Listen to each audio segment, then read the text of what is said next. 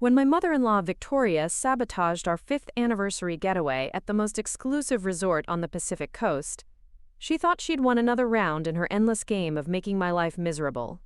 What she didn't count on was my husband Marcus finally seeing through her manipulations and using his position as CEO of the entire Blackwood hotel empire to expose every cruel thing she'd done to me over the years. By the time he was finished, Victoria wasn't just embarrassed. She was completely cut off from the family fortune and facing consequences she never saw coming. Before we jump back in, tell us where you're tuning in from, and if this story touches you, make sure you're subscribed, because tomorrow, I've saved something extra special for you. My name is Natalie Parker, and 5 years ago I married into what I thought was a dream family. The Blackwoods owned luxury hotels up and down the West Coast, from Seattle to San Diego, and my husband Marcus was set to inherit the entire empire. Victoria Blackwood, his mother, had built this business from a single boutique inn in Portland into a hospitality dynasty worth hundreds of millions. Everyone called her brilliant, sophisticated, a woman who could charm anyone into giving her exactly what she wanted. Everyone except me. From the moment Marcus brought me home, Victoria made it clear that I would never be good enough for her son. Not rich enough, not connected enough, not polished enough to carry the Blackwood name. But she was careful about it, always sweet as honey when Marcus was around, saving her real venom for when we were alone. The morning of our anniversary trip, I should have known something was wrong when Victoria called at 6 in the morning, claiming there was an emergency with our reservation at the Grand Pacific Resort in Monterey Bay. She insisted on handling it personally since the resort was one of their newest acquisitions, and she had special connections with the management. Marcus was already in back-to-back meetings preparing for a major expansion announcement, so I gratefully let her take care of it. 3 hours later, we pulled up to the stunning clifftop resort where we'd spent our honeymoon, excited to recreate those perfect memories. The valet took our bags with the same professional smile we remembered, and Marcus squeezed my hand as we approached the gleaming marble reception desk. This was supposed to be our sanctuary, our chance to reconnect after months of him working 18-hour days launching hotels in 3 new cities. The young woman behind the desk looked confused when Marcus gave our name. She typed something into her computer, frowned, typed again, then called over her manager. A tall man with graying temples approached with an apologetic expression that made my stomach drop. "Mr. Parker," he said carefully, "I'm afraid there's been some confusion with your reservation.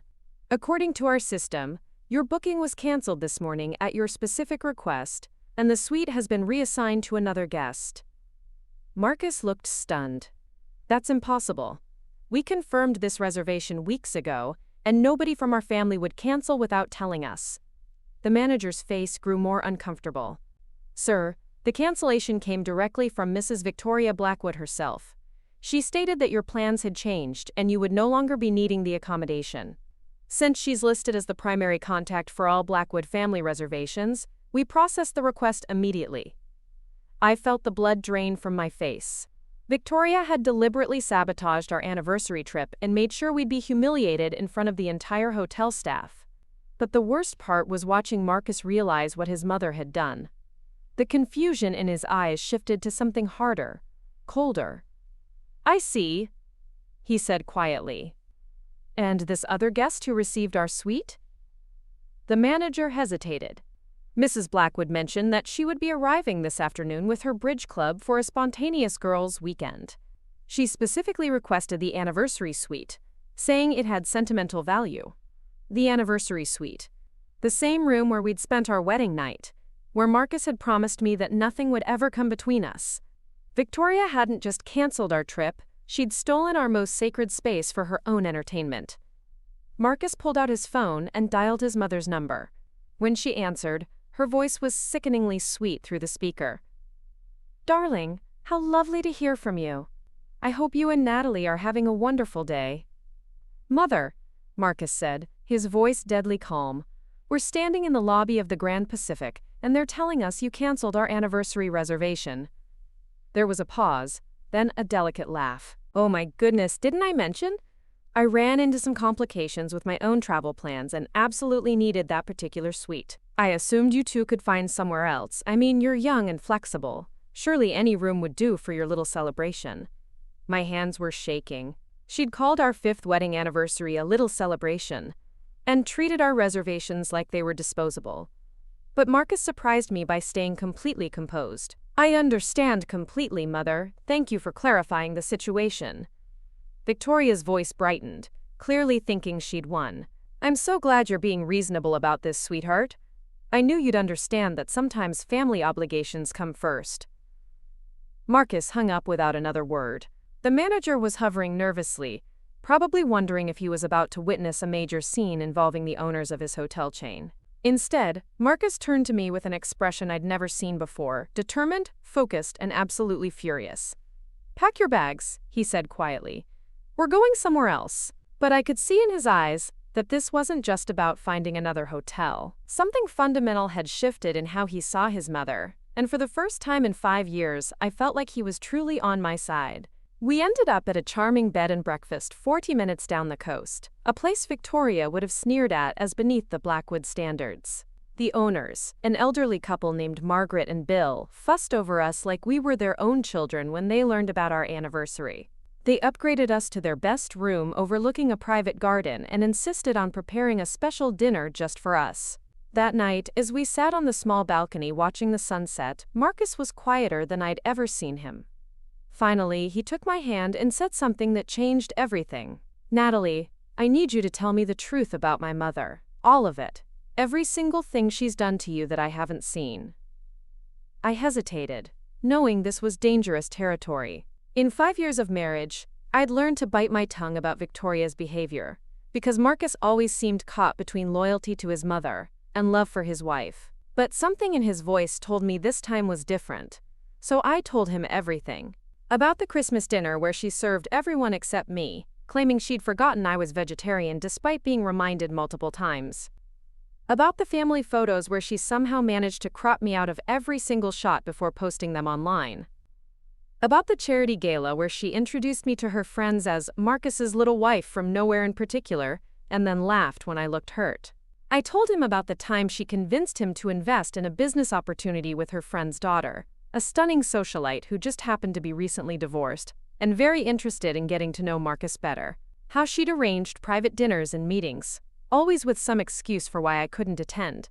Most painfully, I told him about the conversation I'd overheard at his father's funeral 2 years ago, when she was talking to her sister in the hallway of the funeral home. At least now I don't have to pretend to like that girl anymore, Victoria had said, referring to me. Richard always insisted we be polite, but honestly, Marcus could do so much better. I give it 2 more years before he realizes what a mistake he made. Marcus listened without interrupting, his jaw getting tighter with every story. When I finished, he was quiet for a long time. Why didn't you tell me all this before? He asked finally. Because I knew you wouldn't believe me, I said honestly. She's your mother, and she's incredibly careful never to do anything when you're around. Plus, she's charming and successful, and everybody loves her. Who was going to believe that Victoria Blackwood was systematically trying to drive her son's wife away? Marcus stood up abruptly and walked to the edge of the balcony, gripping the railing. I should have seen it. There were signs, but I kept making excuses for her because I thought she was just being protective.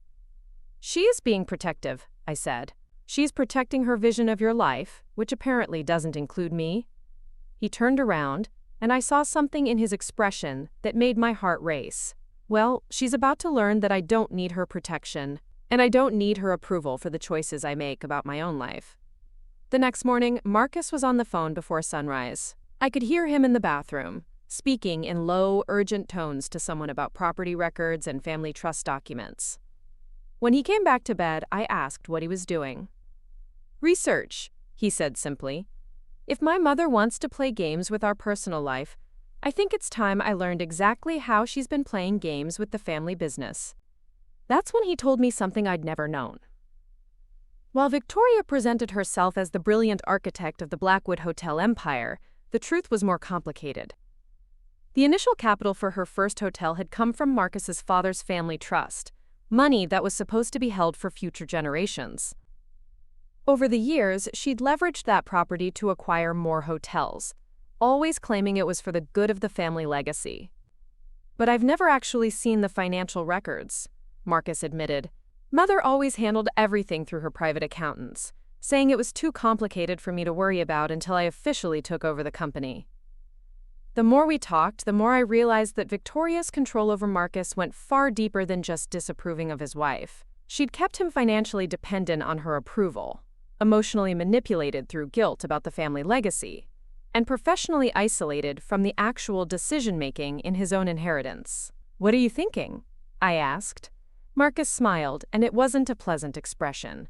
"I'm thinking it's time I started acting like the CEO of this company, instead of like my mother's assistant." We cut our anniversary trip short and drove back to Portland that afternoon.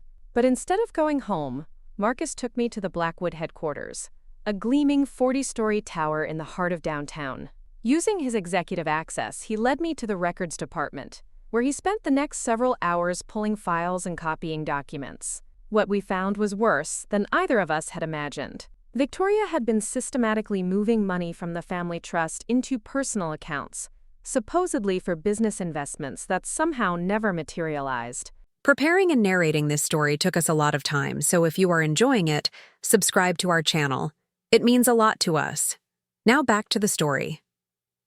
She'd taken out massive loans against hotel properties without board approval, using Marcus's name on documents he'd never seen. Most shocking of all, she'd been paying herself a salary as company president that was 3 times what Marcus made as the supposed CEO.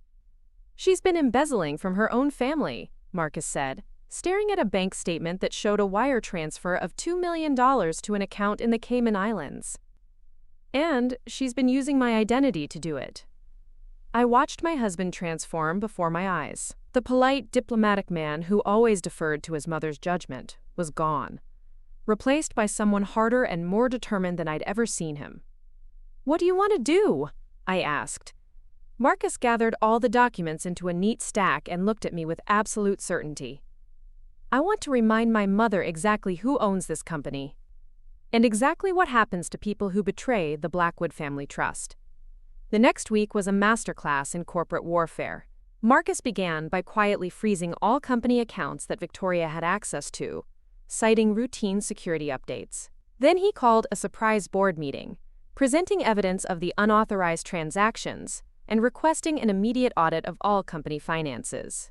Victoria was furious when she learned about the account freezes. She stormed into Marcus's office, demanding to know why she'd been locked out of systems she'd controlled for decades. "I'm simply implementing new security protocols," Marcus told her calmly. "As CEO, I've decided it's time for more transparency in our financial operations." "You ungrateful child," Victoria snapped. "I built this company from nothing, and you're treating me like a common criminal." "I'm treating you like an employee," Marcus replied. "Which, according to the corporate bylaws, is exactly what you are. I'm the CEO and majority shareholder. You serve at my discretion." For the first time in 5 years, I watched Victoria Blackwood look genuinely shaken. She'd always assumed that Marcus would never challenge her authority, that his love and respect for her would keep him compliant indefinitely. She'd never considered that pushing too hard might finally wake up the sleeping giant she'd been manipulating. But Marcus wasn't done. Over the next several days, he systematically dismantled every power structure Victoria had built around herself. He reassigned her executive assistant to a different department. He moved her office from the top floor to a cramped space near the parking garage. He announced that all future business decisions would go through the board of directors, rather than being made unilaterally. Most importantly, he hired an independent forensic accountant to trace every transaction Victoria had made over the past decade. The results were devastating. Not only had Victoria been embezzling money from the family trust, she'd been falsifying tax documents, claiming personal expenses as business costs, and using company credit cards for everything from spa treatments to luxury vacations with her friends. The total amount of money she'd stolen from her own family was over $15 million. Marcus called another board meeting to present these findings. Victoria arrived in her usual power suit, probably expecting to manipulate the other board members into siding with her. Instead, she found herself facing a room full of stone-faced executives who'd just learned that their company president was a thief. "The evidence is clear," Marcus announced, his voice carrying the authority he'd been afraid to use for years. "Victoria Blackwood has systematically defrauded this company and violated her fiduciary duties as an officer. Effective immediately, she is terminated from all positions within Blackwood Luxury Hospitality Group." Victoria's face went white. "You can't do this to me. I'm your mother." "And I'm the CEO," Marcus replied. "Your maternal relationship to me doesn't give you the right to steal from this company." The board voted unanimously to terminate Victoria and pursue criminal charges for embezzlement. They also voted to remove her from all family trust accounts and strip her of any decision-making power in company affairs. But Marcus saved the best for last. As Victoria gathered her personal items from her office, he appeared in the doorway with a folder in his hand. "There's one more thing," he said. "The Grand Pacific Resort, the one where you canceled our anniversary reservation? I've decided to make some management changes there as well." He handed her a letter. "You're banned from all Blackwood properties, effective immediately. That includes the Grand Pacific, where I believe you're supposed to be hosting your bridge club this weekend." Victoria's hands shook as she read the official trespass notice. "You can't ban me from my own hotels." "They're not your hotels," Marcus said quietly. "They never were. They belong to the Blackwood Family Trust, and as the primary beneficiary of that trust, I'm exercising my right to protect company assets from further theft." The security guards arrived to escort Victoria from the building. As she passed by me in the lobby, she stopped and hissed, "This is all your fault. You turned my son against me." I looked at her calmly and said, "I didn't turn him against you, Victoria. You did that all by yourself when you decided that hurting me was more important than loving him." The aftermath was swift and brutal. Victoria's criminal trial made headlines throughout the Pacific Northwest. The woman who'd been celebrated as a business pioneer and philanthropist was revealed to be a manipulative thief who'd stolen millions from her own family. Her society friends abandoned her, her charity positions were revoked, and her reputation was permanently destroyed. But the most satisfying moment came 6 months later, when Marcus and I returned to the Grand Pacific Resort for our redo anniversary trip. The same manager who delivered the news about our canceled reservation personally escorted us to the anniversary suite, which had been completely renovated and was now officially named the Parker Suite in honor of our marriage. As we stood on the balcony overlooking the Pacific Ocean, Marcus pulled me close and said, "I'm sorry it took me so long to see what she was doing to you. To us." "You saw it when it mattered," I replied, "and you did something about it." Victoria had thought she could control our marriage by sabotaging our anniversary trip. Instead, she'd given Marcus the push he needed to finally stand up to her manipulations and take control of his own life. Sometimes the worst betrayals lead to the most powerful transformations. The Blackwood Hotel empire thrived under Marcus's leadership, free from Victoria's toxic influence. We expanded into new markets, treated our employees with respect, and built a company culture based on integrity rather than manipulation. As for Victoria, she spent 2 years in minimum security prison and was ordered to pay back every penny she'd stolen. When she was released, she found herself completely cut off from the family fortune and the social circles that had once worshipped her. The last I heard, she was working as a hostess at a mid-tier restaurant in Sacramento, far from the luxury hotels she'd once controlled. Sometimes karma doesn't need our help. It just needs time and the truth. Our marriage grew stronger than ever, built on a foundation of honesty and mutual respect rather than the toxic family dynamics Victoria had tried to impose. We learned that sometimes the people who claim to love us the most are the ones who hurt us the deepest, and that real love means protecting each other from that harm, even when it comes from family. The anniversary suite at the Grand Pacific became our annual retreat, a reminder that we'd survived Victoria's worst and emerged stronger on the other side. Every year, we'd sit on that same balcony and remember the night when everything changed, when Marcus finally chose our marriage over his mother's manipulations. Victoria had tried to ruin our anniversary trip, thinking it would be just another small victory in her campaign to drive us apart. She never imagined that her cruelty would finally wake up the sleeping giant she'd been manipulating for years, or that her son would use his power to expose every terrible thing she'd done. In the end, the woman who'd built an empire through manipulation and theft lost everything because she couldn't resist one final petty act of cruelty, And the son she'd tried to control learned that real strength comes from protecting the people you love, even when that means standing up to the people who raised you. The first sign that Marcus wasn't going to let this slide came 2 days after we returned from our salvaged anniversary trip. I was making coffee in our kitchen when I heard his voice carrying from his home office, speaking in the kind of low, controlled tone that meant serious business was happening. "I don't care what the usual protocol is, David. I want a complete audit of every transaction my mother has authorized in the past 5 years. Every single one." David Torres was Marcus's most trusted operations manager, someone who'd worked for the Blackwood company since before I'd even met Marcus. If Marcus was involving David in whatever he was planning, it meant this went far beyond just being angry about a canceled hotel reservation. I knocked softly on the office door. Marcus looked up from his laptop, where spreadsheets covered the screen in neat rows that meant nothing to me but clearly told him a story he didn't like. "How bad is it?" I asked. He gestured for me to sit down in the leather chair across from his desk. "Worse than I thought. David's been quietly tracking some irregularities for months, but he never felt comfortable approaching me directly because they involved my mother." The irony wasn't lost on me. While I'd been suffering through Victoria's personal attacks for years, afraid to speak up because I thought Marcus wouldn't believe me, his own employee had been watching her potentially steal from the company, but stayed silent for the exact same reason. Marcus turned his laptop around so I could see the screen. "Look at this transaction from 3 months ago. $200,000 transferred from the company's acquisition fund to something called Seaside Consulting Services." I stared at the numbers. "What's Seaside Consulting Services?" "That's what I'm trying to figure out. According to the corporate records, it's a business consulting firm that my mother hired to evaluate potential expansion opportunities. But when David tried to contact them for progress reports, the phone number was disconnected, and the address turned out to be a P.O. box."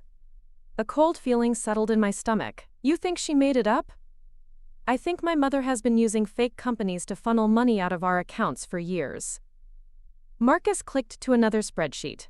David found at least 8 different consulting firms, property management companies, and marketing agencies that have received payments from Blackwood Hospitality. None of them have any legitimate business presence. He showed me transaction after transaction, each one authorized by Victoria Blackwood, and each one going to companies that didn't seem to exist. The amounts varied from $50,000 to $500,000, but they all followed the same pattern: urgent business need, quick approval from Victoria, money transferred to an account that couldn't be traced back to any real services. "How much total?" I asked, though I wasn't sure I wanted to know. Marcus leaned back in his chair, looking older than I'd ever seen him. "Conservative estimate? About $12 million over the past 4 years. But that's just what David's been able to identify so far." $12 million. I tried to wrap my mind around that number. It was more money than most people would see in their entire lifetimes, and Victoria had apparently been skimming it off the top of her family's business like it was pocket change. "What are you going to do?" I asked. "I'm going to find out exactly where that money went," Marcus said. "And then I'm going to make sure my mother faces the consequences for what she's done." There was something different in his voice when he said it. For 5 years, I'd watched Marcus navigate the delicate balance of being Victoria's son and the company's CEO, always deferring to her experience and judgment. But the man sitting across from me wasn't asking for his mother's permission anymore. Over the next week, our house became an unofficial war room. Marcus brought David and 2 other senior managers to work from our dining room, spreading financial records across every available surface. I'd come home from my job at the nonprofit to find them hunched over laptops, following digital paper trails that led from Portland to bank accounts in Nevada, Delaware, and offshore jurisdictions I'd never heard of. The scope of Victoria's deception was staggering. She hadn't just been stealing money, she'd been systematically restructuring the company's finances to hide what she was doing. Loans had been taken out against hotel properties without board approval. Insurance policies had been cashed in early, with the proceeds disappearing into the same network of fake companies. Even the family trust that was supposed to secure Marcus's inheritance had been raided repeatedly. "She's been planning this for years." David explained to me one evening while Marcus was on a conference call with the company's lawyers. Every transaction was carefully designed to look legitimate if you only looked at it in isolation. It's only when you see them all together that the pattern becomes obvious. But why? I asked. She already had access to millions of dollars legally. Why steal more? David glanced toward the office where Marcus was still talking to lawyers. I think she was preparing for the day when Marcus took over the company completely.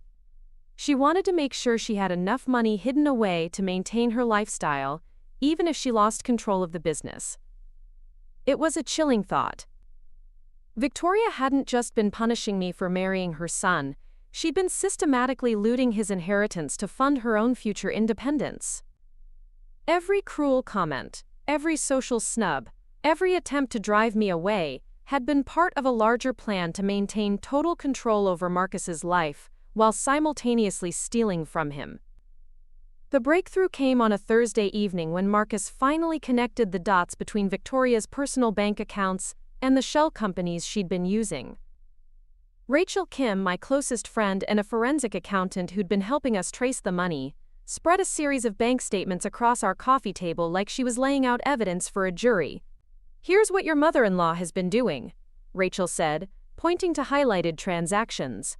"She creates a fake consulting company, authorizes a payment from Blackwood Hospitality to that company for services that never get performed, then transfers the money to a personal account registered under a slightly different name." She showed us how Victoria had been using variations of her own name and her maiden name to open accounts that were technically legal, but clearly designed to hide money from auditors. Victoria Blackwood became VB Holdings. Victoria Elizabeth Blackwood became Elizabeth Blackwood Consulting. Each identity was just different enough to avoid automatic detection by the bank's fraud prevention systems. "The really clever part," Rachel continued, "is that she's been paying taxes on some of this money. Not all of it, but enough to make it look like legitimate consulting income if anyone ever questioned her tax returns." Marcus stared at the documents spread across our table. "She's been running a money laundering operation through my own company." "A very sophisticated one," Rachel agreed. "This isn't opportunistic theft. This is organized financial crime that took years to set up and execute." That night, after Rachel left and the dining room was finally clear of financial records, Marcus and I sat on our back porch watching the lights of Portland twinkle in the distance. The autumn air was crisp, and I pulled a blanket around both of us as we tried to process everything we'd learned. "I keep thinking about all the times she lectured me about responsibility and family legacy," Marcus said quietly. "How she'd tell me that every decision I made reflected on the Blackwood name and I had to be careful not to embarrass the family." "She was projecting," I said. "She was doing exactly what she was accusing you of potentially doing." Marcus was quiet for a long time. Then he said something that surprised me. "I think she's been doing this longer than 4 years. I think she might have been stealing from my father too before he died." The possibility hung in the air between us. Marcus's father had died of a heart attack 2 years earlier, and Victoria had handled all of his financial affairs during his final illness.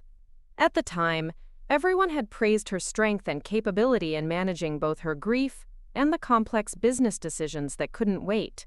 But now, knowing what we knew about her willingness to steal from her own family, those final months took on a more sinister cast. "What are you thinking?" I asked. "I'm thinking about selling the house in Lake Oswego," Marcus said. "The one my father left to both of us in his will.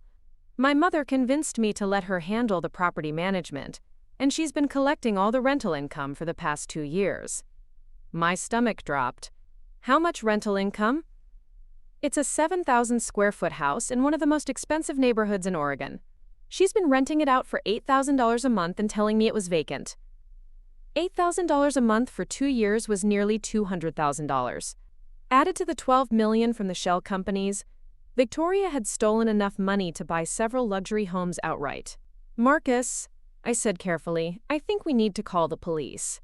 He nodded slowly. "I know, but first I want to make sure we have absolutely everything. Because once we accuse my mother of embezzlement, there's no going back. Our family will never be the same." "Your family was never what you thought it was," I said gently. A real mother doesn't steal from her son's future to fund her own retirement. The next morning, Marcus called a meeting with the company's board of directors. Victoria wasn't on the board. She'd always preferred to exercise her influence behind the scenes rather than deal with the formal responsibilities of governance. But several of the board members had been family friends for decades, and Marcus knew this was going to be one of the hardest conversations of his life. The boardroom on the 38th floor of the Blackwood building had floor-to-ceiling windows overlooking the Willamette River. Marcus had asked me to attend the meeting as his wife, and as someone who'd witnessed Victoria's behavior firsthand. I sat in the back corner, trying to be invisible while he presented the evidence that would destroy his mother's life. The forensic audit has revealed systematic embezzlement totaling approximately $14.3 million over the past 6 years, Marcus announced to the room of stunned executives. The perpetrator used her authority as company president to authorize fraudulent payments to shell companies, then transferred those funds to personal accounts. He didn't mention Victoria's name at first, letting the board members absorb the magnitude of the theft before revealing who was responsible. When he finally showed them the bank records linking the shell companies to Victoria's personal accounts, the silence in the room was deafening. Margaret Stone, who'd been on the board since the company's early days and had known Victoria for over 20 years, spoke first. "Marcus, are you absolutely certain about these findings? This is an extremely serious accusation." "I'm certain," Marcus replied. "We've triple-checked every transaction and verified the account ownership through official bank records. There's no room for misinterpretation." Another board member, James Liu, leaned forward in his chair. "What do you recommend we do about this situation?" Marcus took a deep breath. "I recommend we immediately terminate Victoria Blackwood from all positions within the company, freeze any accounts she has access to, and turn our findings over to law enforcement for criminal prosecution." The vote was unanimous. Within an hour, Victoria's company credit cards were canceled, her access to all computer systems was revoked, and a security team was dispatched to change the locks on her office. Marcus called her personally to inform her that she was no longer employed by Blackwood Hospitality Group. I was sitting next to him when he made the call, and I could hear Victoria's voice through the phone, sharp with disbelief and rage. "You can't fire me, Marcus. I built this company. I am this company." "You were an employee of this company," Marcus replied calmly, "and you violated that trust by stealing from us. Your employment is terminated immediately." "This is about that girl, isn't it?" Victoria's voice turned venomous. "She's turned you against your own family. She's poisoned you against me." Marcus looked at me as he answered. "This is about you stealing $14 million from the family business, Mother. Natalie had nothing to do with your decision to commit felony embezzlement." Victoria's response was a string of accusations and threats that made it clear she still didn't understand the seriousness of her situation. She seemed to think this was just another family argument that she could manipulate her way out of, rather than a criminal matter that was about to destroy her life. Marcus hung up while she was still talking. "How do you feel?" I asked him. He was quiet for a moment. "Like I should have done this years ago." The criminal investigation moved quickly once the Portland Police Department's white-collar crime unit got involved. Detective Sandra Walsh, a sharp-eyed woman in her 40s who specialized in financial fraud cases, reviewed our evidence and immediately obtained warrants to freeze all of Victoria's personal accounts. What they found was even worse than we'd suspected. Victoria hadn't just been stealing from Blackwood Hospitality. She'd been running similar schemes with 2 other companies where she served on advisory boards. The total amount of money she'd embezzled from various sources was over $20 million. But the most shocking discovery came when Detective Walsh traced some of the offshore accounts. Victoria hadn't just been stealing money to fund a comfortable retirement, she'd been preparing to disappear entirely. One account in the Cayman Islands contained over $3 million and had been set up with the help of a lawyer who specialized in helping wealthy clients relocate to countries without extradition treaties. Your mother-in-law wasn't just planning to retire, Detective Walsh explained to us during one of our meetings at the police station. She was planning to flee the country if she ever got caught. The implications were staggering. Victoria had been systematically looting her son's inheritance while maintaining the facade of a loving mother concerned about the family legacy. All of her lectures about responsibility and reputation had been designed to keep Marcus compliant while she stole his future. The media attention was intense but carefully managed. Marcus hired a crisis communications firm to handle the press, focusing on the company's commitment to transparency and accountability rather than the personal family drama. The headlines read, "Hotel executive charged with embezzlement," rather than "Mother steals from son's business," which helped protect both Marcus's privacy and the company's reputation. Victoria's arrest took place on a Monday morning at her Lake Oswego mansion. The news footage showed her being led away in handcuffs, looking small and frail in comparison to the enormous house that had probably been purchased with stolen money. Her neighbors, who had admired her success and sophistication for years, watched from their driveways as the woman they'd respected was exposed as a common thief. The trial lasted 6 weeks. Marcus testified about discovering the fraudulent transactions, Detective Walsh explained the money trail, and Rachel walked the jury through the complex web of shell companies Victoria had created. The evidence was overwhelming, and Victoria's defense attorney spent most of his time arguing for leniency rather than innocence. But the most powerful moment came when the prosecutor asked Marcus to describe the personal impact of his mother's crimes. "She didn't just steal money," Marcus said from the witness stand. "She stole my trust in family, my confidence in my own judgment, and years of my life that I spent doubting myself instead of seeing the truth. She made me complicit in her crimes by using my name and position to authorize transactions I never knew about." Victoria was sentenced to 4 years in federal prison and ordered to pay full restitution. The judge noted that her crimes were particularly egregious because she'd betrayed not just business partners but her own family. As the bailiff led Victoria away, she looked back at Marcus one last time. Instead of remorse or apology, her expression was pure hatred. Even facing years in prison, she still blamed everyone but herself for the consequences of her choices. The aftermath of Victoria's conviction brought unexpected peace to our lives. Without her constant manipulation and interference, Marcus and I were able to build the marriage we'd always wanted. He threw himself into running the company with a passion and integrity that his mother had never shown, treating employees fairly and making business decisions based on merit rather than personal advantage.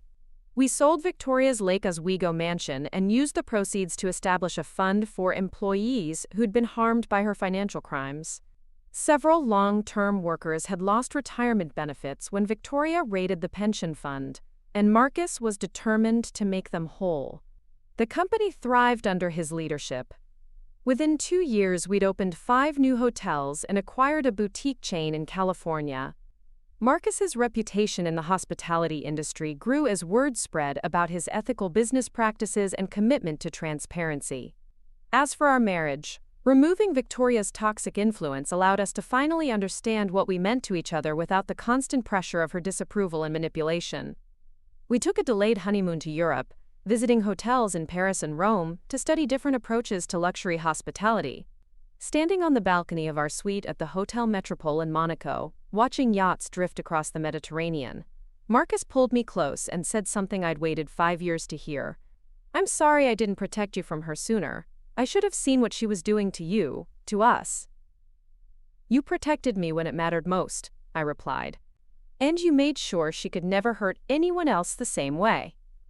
Victoria served 3.5 years of her sentence before being released on parole. By then, she was a broken woman who'd lost her fortune, her reputation, and her family.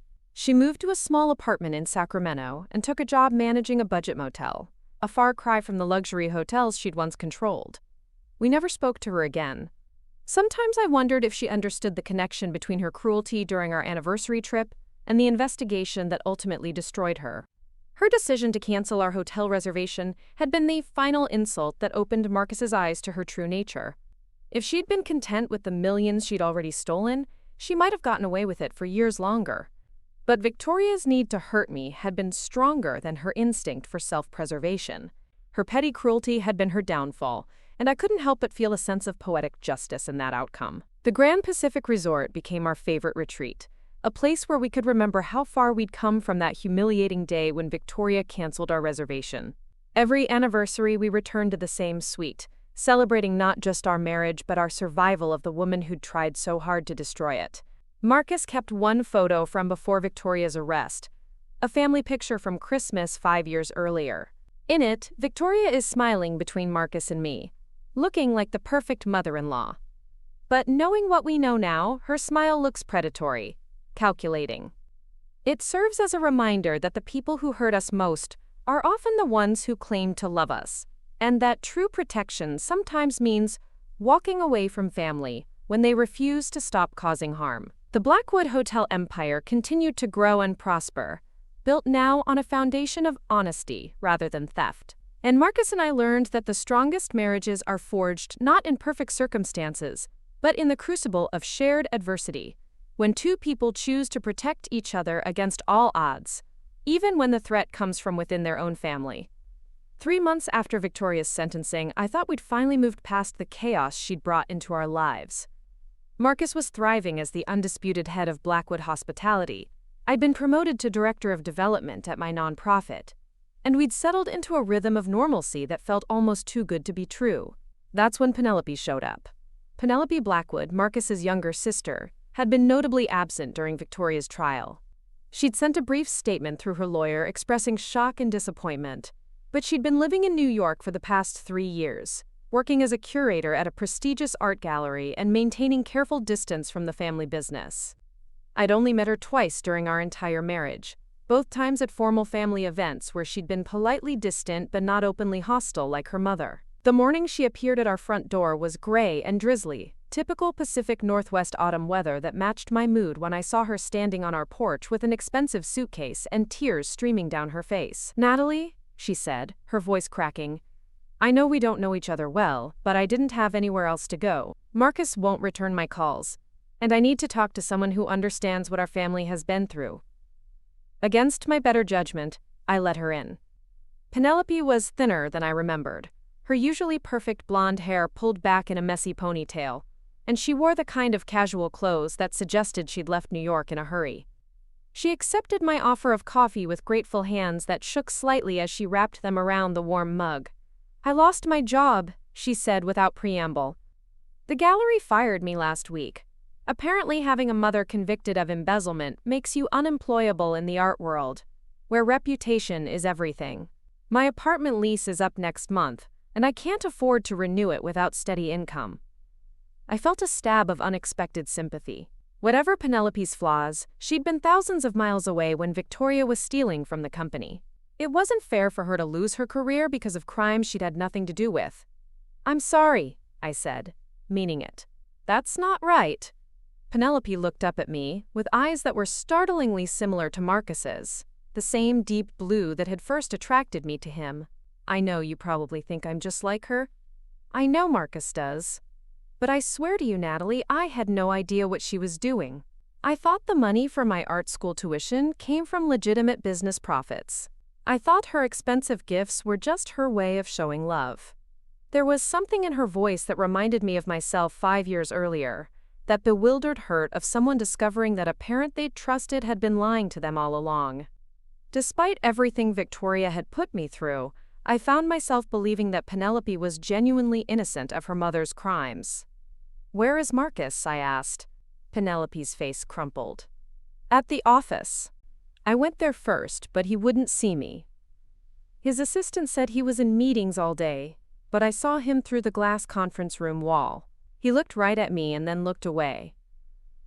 I understood Marcus's reluctance to engage with his sister. The past year had been emotionally devastating for him, and he'd been dealing with his grief and anger by throwing himself into work and avoiding anything that reminded him of Victoria's betrayal. But Penelope was still his sister, and she was clearly in real trouble. "Let me call him," I offered. Marcus answered on the second ring, his voice warm until I explained why I was calling.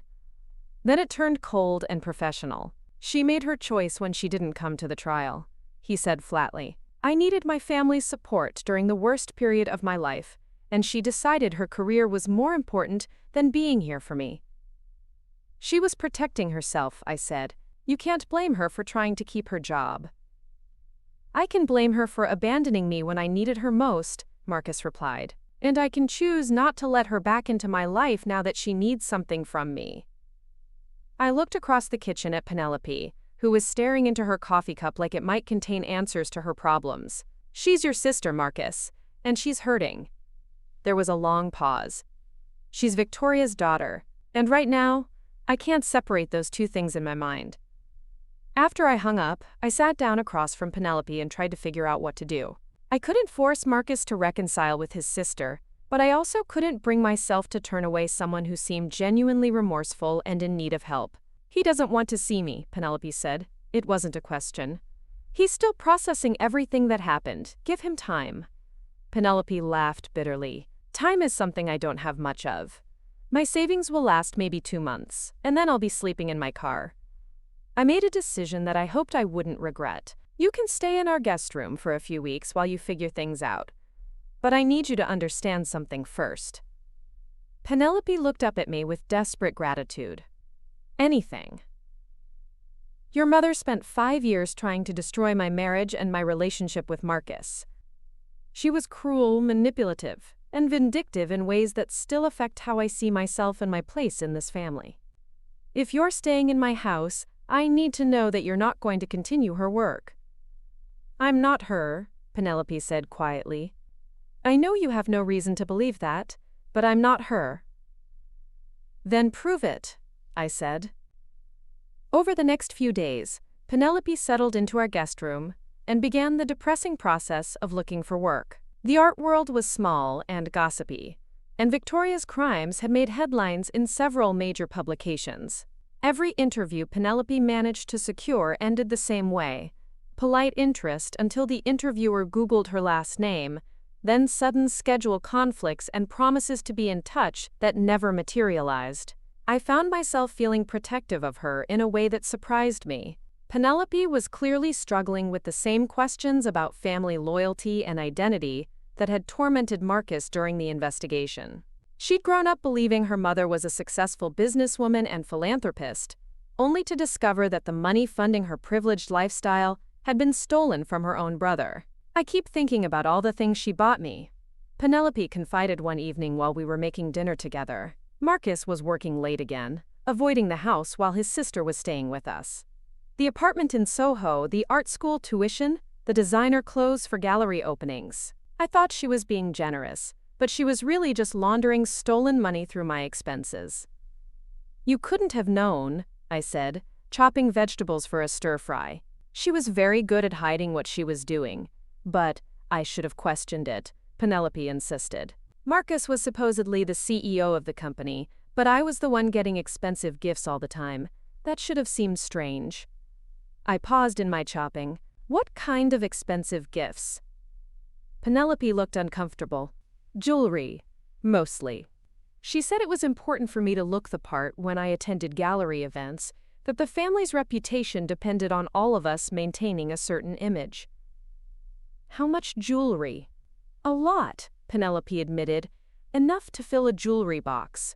Tiffany, Cartier, Harry Winston. Pieces worth thousands of dollars each. I felt a familiar chill, the same sensation I'd experienced when Marcus first showed me the evidence of Victoria's embezzlement. Do you still have it? Most of it. I left some pieces in New York when I moved out of my apartment, but I brought the most valuable items with me.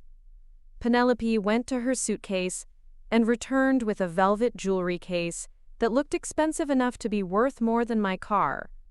Inside were dozens of pieces that even my untrained eye could recognize as extremely valuable.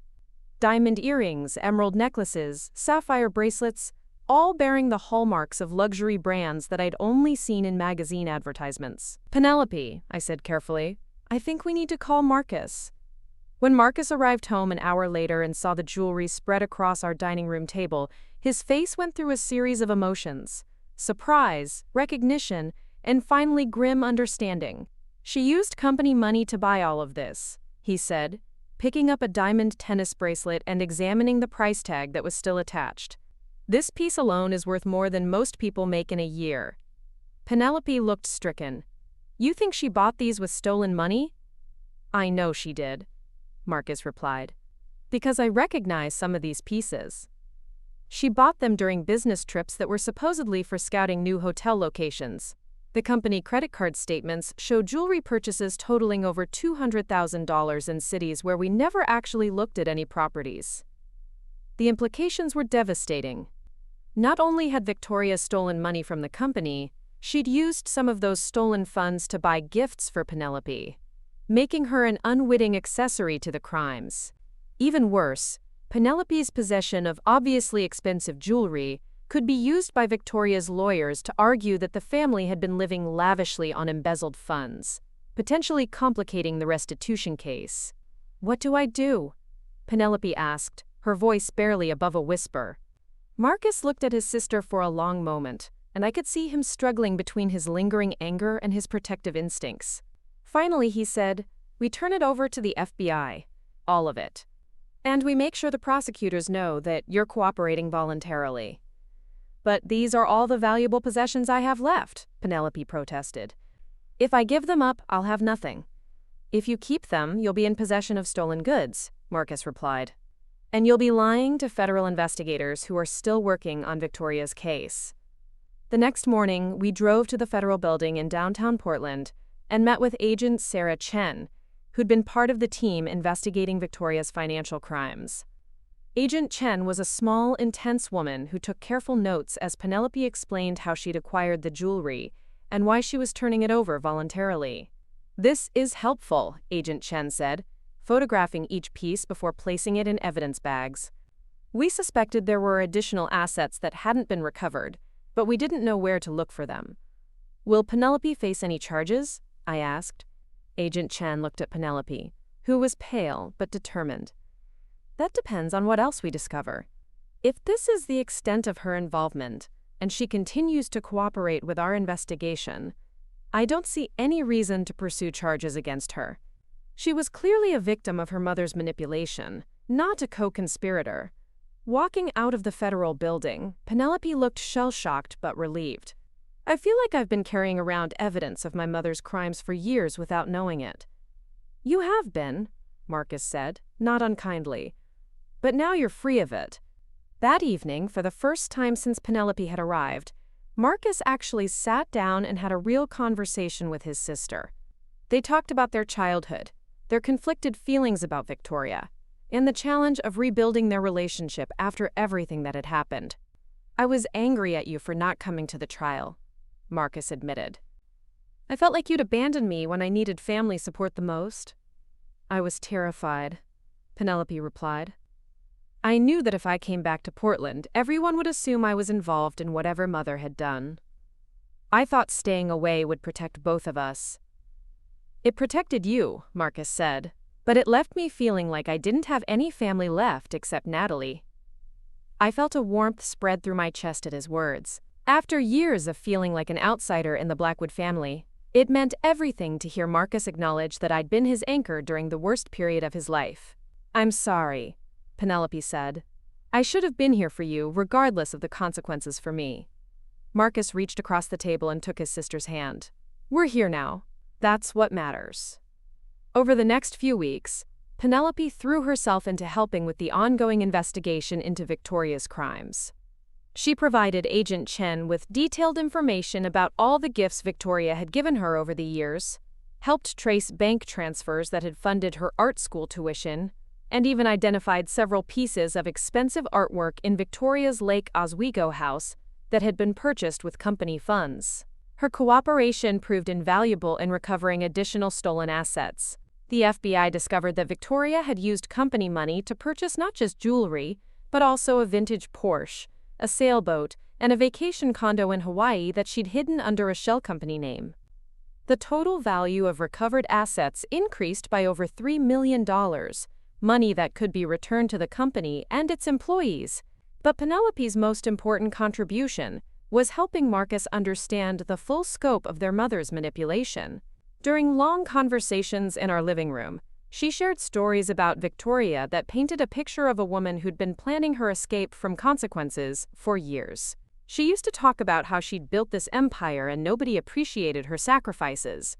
Penelope told us one evening, She said that Marcus would never understand the difficult decisions she'd had to make to keep the family wealthy and respected. "What kind of difficult decisions?" Marcus asked. I thought she meant normal business challenges, like negotiating with investors or dealing with difficult employees, but now I think she was talking about the stealing. She convinced herself that she deserved that money because she'd worked so hard to build the company. It was a chilling insight into Victoria's mindset. She hadn't seen herself as a thief, but as someone taking what was rightfully hers from an ungrateful family that didn't appreciate her contributions. Her cruelty toward me hadn't been random.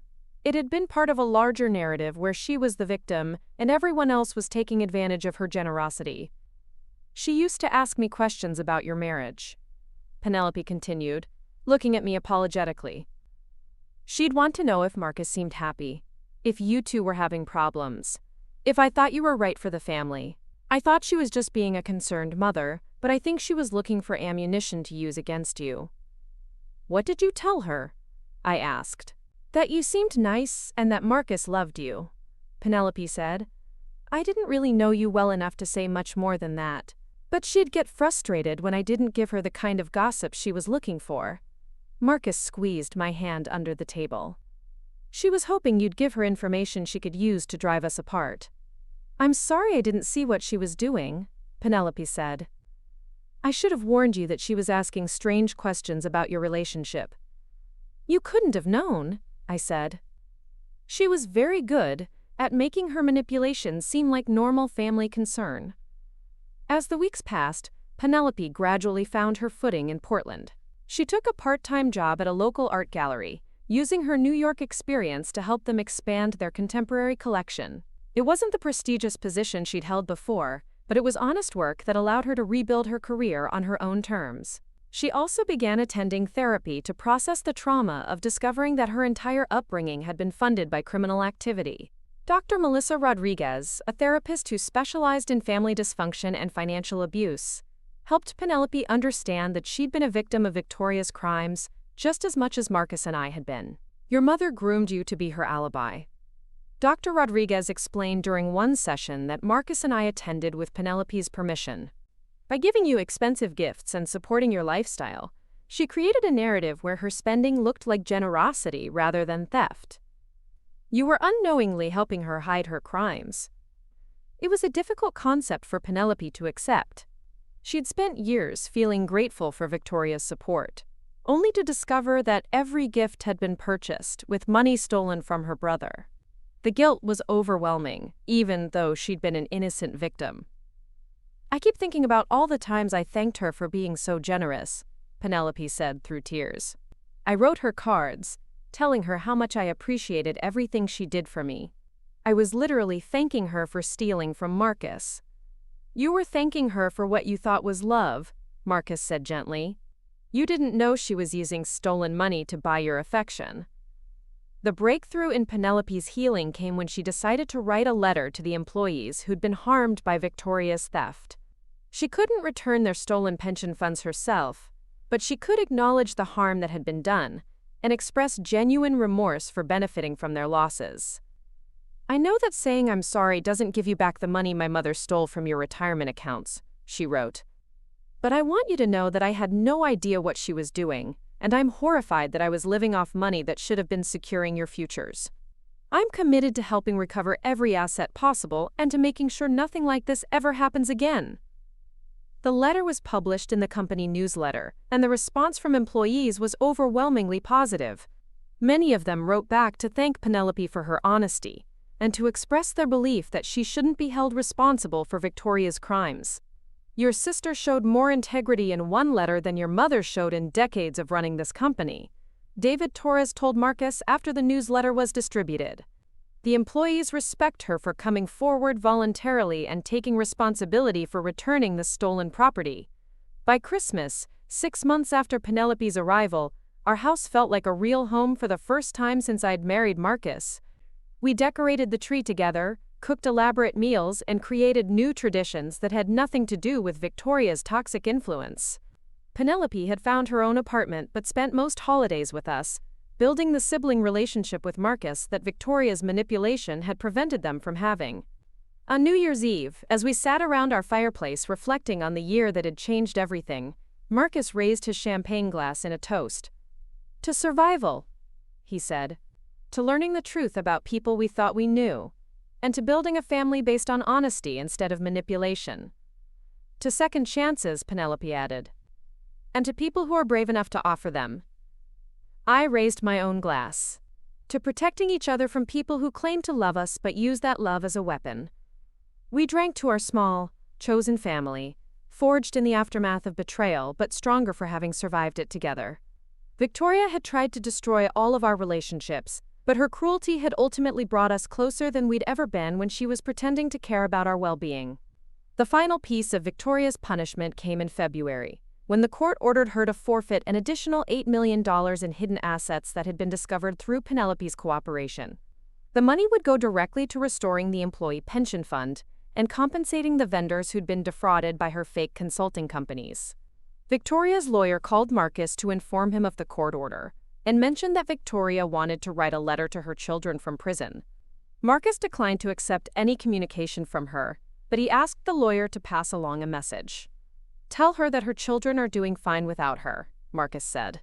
Tell her that we've learned to be a family in spite of everything she did to prevent it. Penelope and I were sitting in the living room when Marcus relayed this conversation to us. Penelope looked sad but not surprised.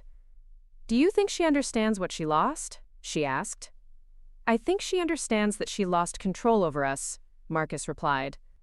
I don't think she understands that she lost our love, because she never valued it in the first place. She valued it, I said quietly. She just valued her money and power more. That spring, Penelope was promoted to assistant curator at her gallery, a position that came with a substantial raise and the opportunity to organize her own exhibitions. She celebrated by taking Marcus and me to dinner at the best restaurant in Portland, insisting on paying for everything herself. This is the first meal I've ever bought with money I earned honestly, she said, raising her wine glass. It tastes better than anything Mother ever paid for. We laughed, but there was truth in what she said. The food, the wine, even the expensive restaurant felt different when we knew it had been purchased with legitimate income rather than stolen funds.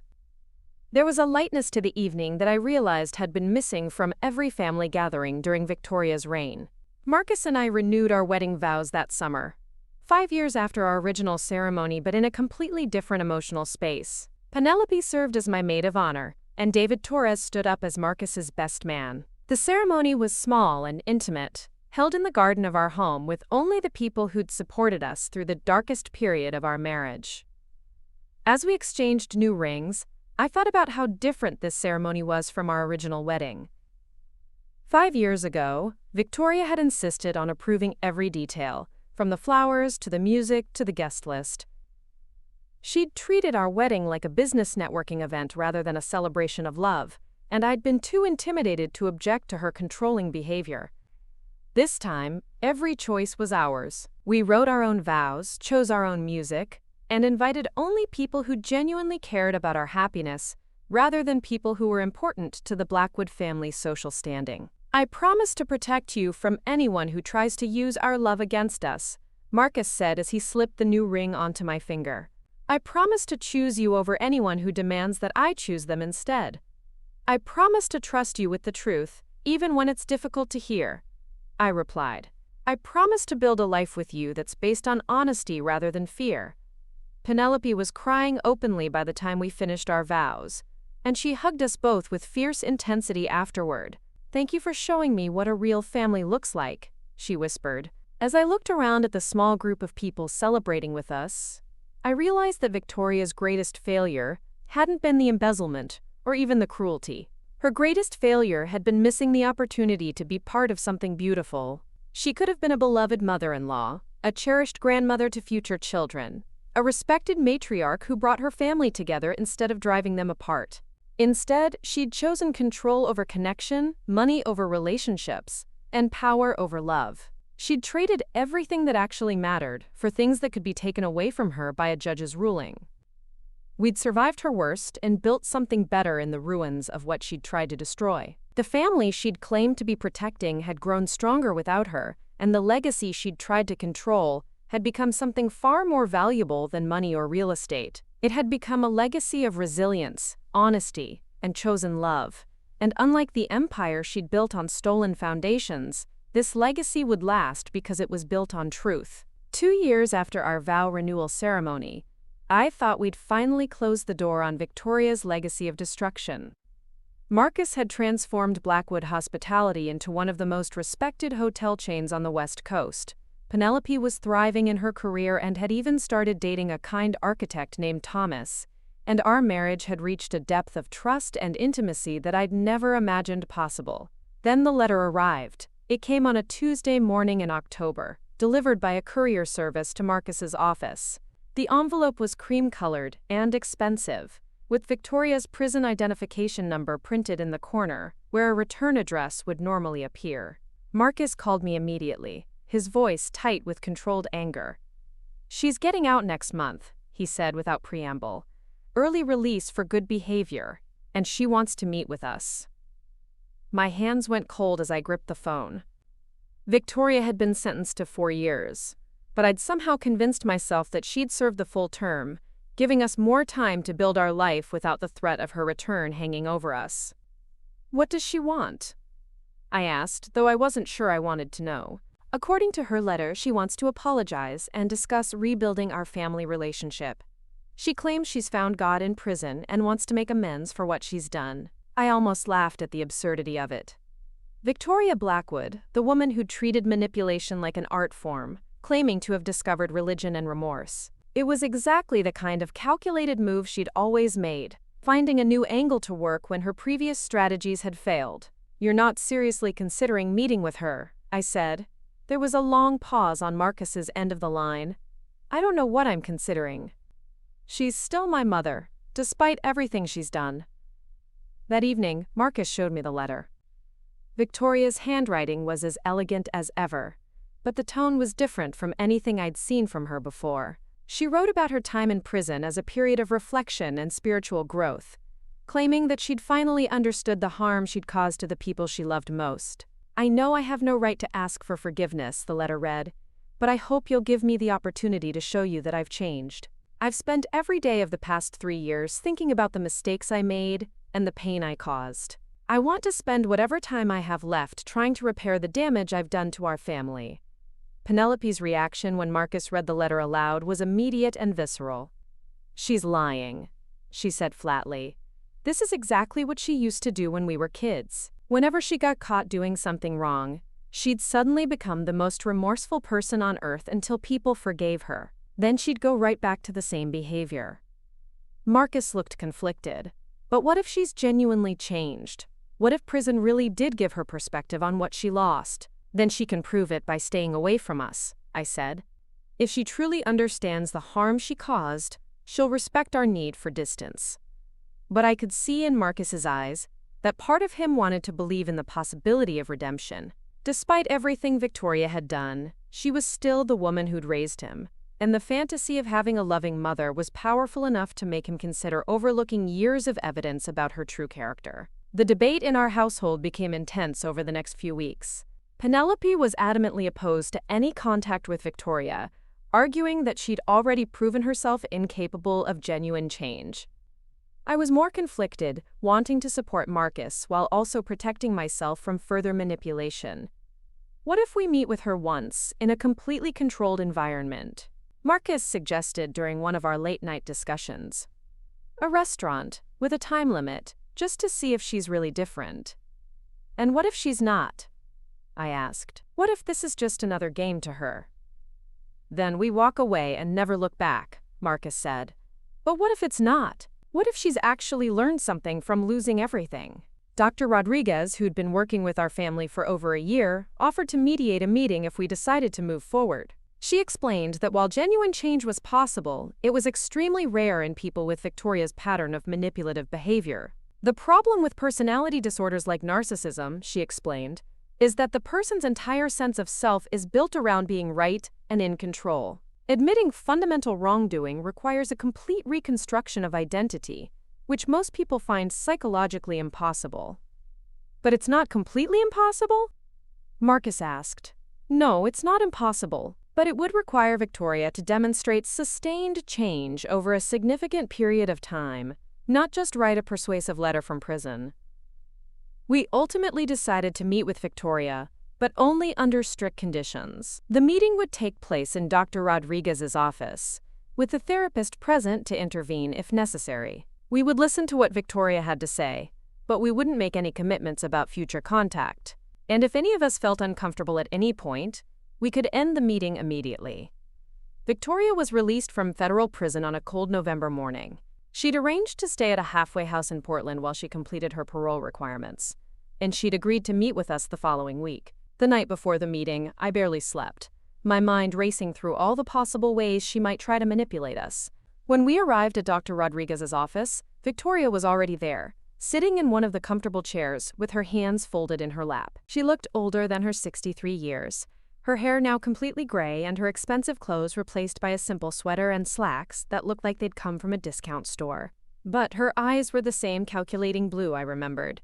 And when she smiled at us, I saw a flash of the predatory charm that had fooled so many people for so long. "Marcus, Natalie, Penelope," she said, her voice warm and tremulous. "Thank you so much for agreeing to see me. I know I don't deserve your forgiveness, but I'm grateful for the chance to try to earn it." Marcus sat down across from her, his posture rigid. "We're here to listen to what you have to say. That doesn't mean we're ready to forgive or forget what you did to us." Victoria nodded earnestly. Of course. I wouldn't expect immediate forgiveness. I've done terrible things to this family, and I understand that trust has to be rebuilt slowly." She launched into a speech about her time in prison, describing it as a period of intense self-reflection and spiritual awakening. She talked about attending Bible study groups and meeting other women who'd made similar mistakes. She claimed to have written letters of apology to every employee who'd been harmed by her theft, though she admitted that most of them had been returned unopened. "I realize now that I was so focused on building an empire that I lost sight of what really mattered," she said, tears beginning to form in her eyes. "I was so afraid of losing control that I destroyed the very relationships I was trying to protect." It was a masterful performance, hitting all the right notes of remorse and self-awareness. If I hadn't lived through years of her manipulation, I might have been moved by her apparent transformation. But Penelope wasn't buying it. "If you really understand what you did wrong," she said, her voice sharp, "then explain to me why you thought it was acceptable to use stolen money to buy me gifts while your son's employees were losing their retirement savings." Victoria's composure slipped for just a moment, a flash of irritation crossing her face before she regained control. "I told myself I was investing in your future," she said. "I convinced myself that helping you succeed was more important than following arbitrary rules about company money." "Arbitrary rules?" Marcus's voice was dangerously quiet. "You're talking about laws, Mother. You're talking about theft." I know, Victoria said quickly. "I'm not trying to justify what I did. I'm just trying to explain my mindset at the time. I was wrong, completely wrong, and I take full responsibility for my actions." Dr. Rodriguez leaned forward slightly. "Victoria, what specifically have you learned about yourself during your time in prison?" Victoria straightened in her chair, clearly having prepared for this question. "I've learned that I have a problem with control. I was so terrified of losing my position in the family that I made increasingly desperate choices to maintain my power. I hurt the people I loved most because I couldn't bear the thought of being irrelevant to their lives." It was a textbook response, the kind of insight that sounded profound, but didn't actually commit her to any specific changes in behavior. I could see Dr. Rodriguez making notes, probably documenting the carefully crafted nature of Victoria's self-analysis. "What does rebuilding our relationship look like to you?" I asked, curious to see how she'd respond to a direct question. Victoria's eyes lit up with what looked like genuine enthusiasm. "I was hoping we could start slowly, maybe with phone calls or letters. I'd love to hear about how the business is doing, how your marriage is growing, what Penelope's up to in her career. I want to be part of your lives again, in whatever way you're comfortable with." "And what would you contribute to those relationships?" Marcus asked. "What would you bring to our lives besides your need for forgiveness?" For the first time, Victoria looked genuinely surprised by a question. She'd clearly expected us to focus on her transformation and need for redemption, not on what value she might add to our already functioning family. "I have experience," she said finally. "Wisdom from my mistakes. I could help you avoid the errors I made in business and in relationships." Penelope let out a short laugh. "You want to give us advice after everything you put us through?" Victoria's mask slipped again, and I saw a flash of the old arrogance. "I may have made mistakes, but I'm still the woman who built Blackwood Hospitality from nothing. I still have valuable knowledge about running a business and managing family dynamics." "The business is doing better than it ever did under your leadership," Marcus said coldly, "and our family dynamics are healthier without your management." The room fell silent. Victoria sat back in her chair, and I could see her recalculating her approach. When she spoke again, her voice was softer, more vulnerable. "I miss you," she said simply. "I miss being part of your lives. I miss knowing what's happening with the grandchildren I'll never have if you don't forgive me. I miss feeling like I matter to someone." It was a more honest admission than anything else she'd said, and I could see Marcus wavering. The idea of denying his future children a relationship with their grandmother was clearly difficult for him to contemplate. Mattering to someone isn't the same as controlling them, Dr. Rodriguez observed gently. "What would it look like for you to have a relationship with your family that didn't involve you trying to manage their choices?" Victoria struggled with the question, clearly unused to thinking about relationships in terms of mutual respect rather than hierarchical control. "I suppose I'd have to learn to be satisfied with whatever role they wanted me to play, rather than the role I thought I should have." "And if that role was very small?" I asked.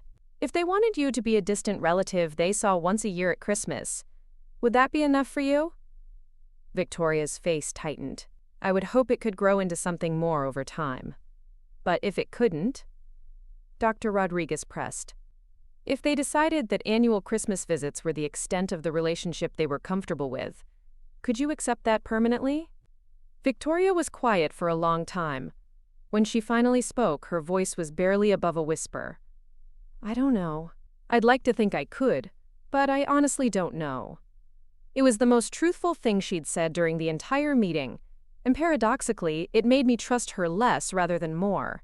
At least she was admitting that she hadn't actually changed her fundamental need to control the people around her. After 2 hours, Dr. Rodriguez called an end to the meeting. Victoria asked if we could schedule another session, and we agreed to discuss it among ourselves before making any commitments.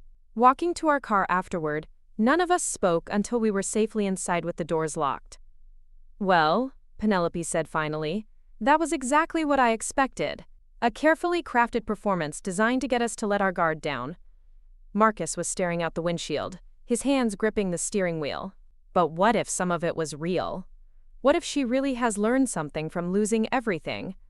"Then she'll prove it by respecting our boundaries," I said. "If she's really changed, she won't push for more contact than we're comfortable with." Over the next week, Victoria called Marcus's office every day, asking when they could schedule another meeting. She sent flowers to Penelope's gallery with a note apologizing for being an inadequate mother. She even had a gift basket delivered to our house, filled with expensive items that reminded me uncomfortably of her old pattern of using money to buy affection. "She's already failing the test," Dr. Rodriguez pointed out when we met for our follow-up session. "Someone who truly understood the harm they'd caused would be backing off and giving you space to process, not increasing the pressure for contact." Marcus looked exhausted from the constant phone calls and gestures. "Maybe I should just tell her we need a longer break before we can consider rebuilding anything." "What do you want to tell her?" I asked. Marcus was quiet for a moment. "I want to tell her that I love the idea of having a mother who genuinely cares about my well-being. But I don't love the reality of having a mother who's incapable of putting my needs ahead of her own." "Then tell her that," Penelope suggested. "Tell her exactly what you just told us." The letter Marcus wrote to Victoria was honest and heartbreaking. He explained that while he appreciated her apparent desire to change, her behavior since her release suggested that she was still operating from the same playbook of manipulation and control that had destroyed their relationship in the first place.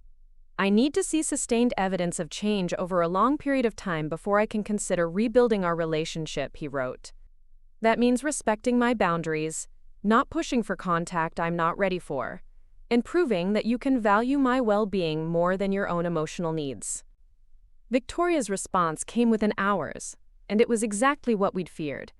She accused Marcus of being cruel and unforgiving, claimed that we were punishing her for mistakes she'd already paid for, and demanded to know what more she could possibly do to prove her sincerity.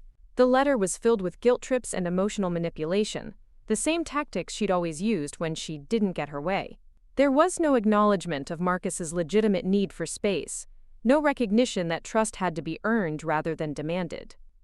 "She's exactly the same person she always was," Penelope said after reading the letter. "Prison didn't change her at all. It just gave her new material to work with." Marcus made the difficult decision to cut off all contact with Victoria. He sent one final letter explaining that her response to his boundaries had proven that she wasn't ready for the kind of relationship he needed, and that he wouldn't be responding to any further attempts at communication. Victoria's reaction was swift and predictable. She began calling the hotel chain's corporate office, demanding to speak with Marcus and threatening to cause problems for the business if he continued to ignore her. She showed up at Penelope's gallery, creating a scene that embarrassed Penelope in front of her colleagues and customers. Most disturbingly, she began driving past our house at night, parking across the street and staring at our windows for hours at a time. When we called the police, they explained that she wasn't technically breaking any laws unless she came onto our property or made direct threats. "This is stalking behavior," Dr. Rodriguez explained during an emergency session. "She's trying to regain control through intimidation, now that emotional manipulation hasn't worked." We ended up hiring a private security company to monitor our house and installing a comprehensive alarm system. The irony wasn't lost on me that we were now afraid of the woman who'd once claimed to want nothing more than to protect her family. The situation escalated when Victoria violated her parole by failing to report to her probation officer and disappearing from the halfway house. A warrant was issued for her arrest, but she'd apparently planned her disappearance carefully and had access to resources that made her difficult to track. "She's probably using money she hid during the embezzlement," Agent Chen explained when she called to warn us about Victoria's disappearance. "We recovered most of her assets, but it's possible she had offshore accounts we never found." For 3 weeks, we lived in a state of constant tension, never knowing when or where Victoria might appear. Marcus hired bodyguards for both Penelope and me, and we varied our routines to make it harder for her to predict our movements. The end came suddenly and dramatically.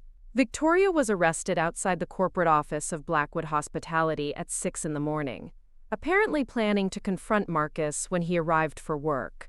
Security cameras showed her pacing back and forth in the parking garage, talking to herself and carrying what appeared to be a large knife. When police searched the car she'd been driving, they found detailed surveillance notes about our daily routines, photographs of our house taken from multiple angles, and a manifesto explaining why her children were being ungrateful and needed to be taught a lesson about family loyalty. The knife turned out to be a letter opener, but her intent was clearly to use it as a weapon. She was charged with violating parole, stalking, and making terrorist threats. This time, there would be no early release for good behavior. At her sentencing hearing, Victoria finally dropped all pretense of remorse or rehabilitation.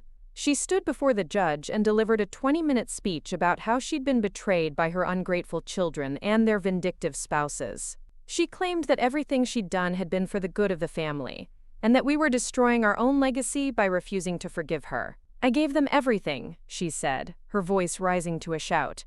"I built an empire for them, and they repaid me by turning me into a criminal. They're the ones who should be asking for forgiveness, not me." The judge sentenced her to 8 years in federal prison, with no possibility of parole.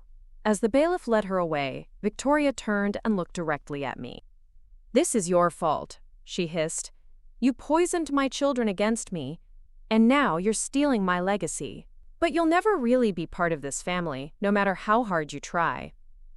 I felt Marcus's hand squeeze mine, and I realized that Victoria's final words had actually given me a strange sense of peace. She'd revealed herself completely, stripping away all pretense of love or concern for her family's well-being. She was exactly who I'd always known her to be, and now everyone could see it. Walking out of the courthouse, Marcus put his arm around me and said something that I'll never forget. She was wrong about everything, but she was especially wrong about you not being part of this family. You didn't steal our legacy, Natalie. You saved it." 6 months later, Penelope got engaged to Thomas, and we threw an engagement party that was everything a family celebration should be: joyful, inclusive, and completely free of manipulation or hidden agendas. As I watched Marcus give a toast about his sister's happiness and their shared future, I realized that Victoria's greatest failure had been missing the opportunity to be part of something genuinely beautiful. She'd chosen control over connection, fear over love, and power over peace. And in the end, her choices had cost her everything that actually mattered, while giving us everything we needed to build a real family together. The woman who'd tried to ruin our anniversary trip had ended up giving us the greatest gift of all: the knowledge that we could survive anything as long as we chose to protect each other from people who claimed to love us, but used that love as a weapon. Victoria would spend the rest of her life in prison, but we would spend the rest of ours free from her toxicity, building something better on the foundation of truth and mutual respect that she'd tried so hard to destroy. 5 years have passed since Victoria's final sentencing, and sometimes I have to remind myself that the peace we've built is real and permanent.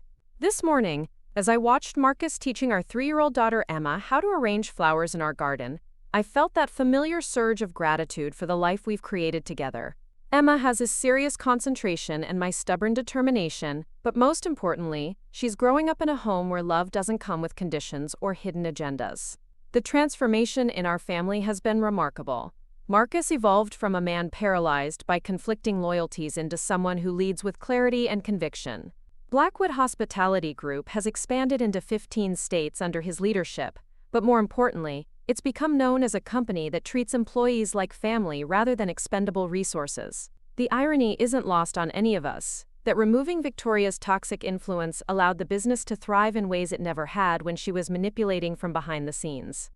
Penelope married Thomas in a ceremony that was everything Victoria would have hated: intimate, authentic, and focused on the couple's happiness rather than impressing influential guests. She walked herself down the aisle, declaring that she didn't need anyone to give her away, because she belonged to herself first and foremost. Marcus and I cried through the entire ceremony, overwhelmed by the beauty of watching someone we love choose joy after years of being manipulated into believing she didn't deserve it. The wedding reception was held at the renovated Grand Pacific Resort, the same place where Victoria had sabotaged our anniversary trip all those years ago. As we danced under string lights on the terrace overlooking the Pacific, Marcus pulled me close and whispered something that still makes my heart race. "Thank you for never giving up on us, even when I couldn't see what she was doing. Thank you for choosing us over her when it mattered most," I whispered back. Thomas has become the brother Marcus never knew he needed.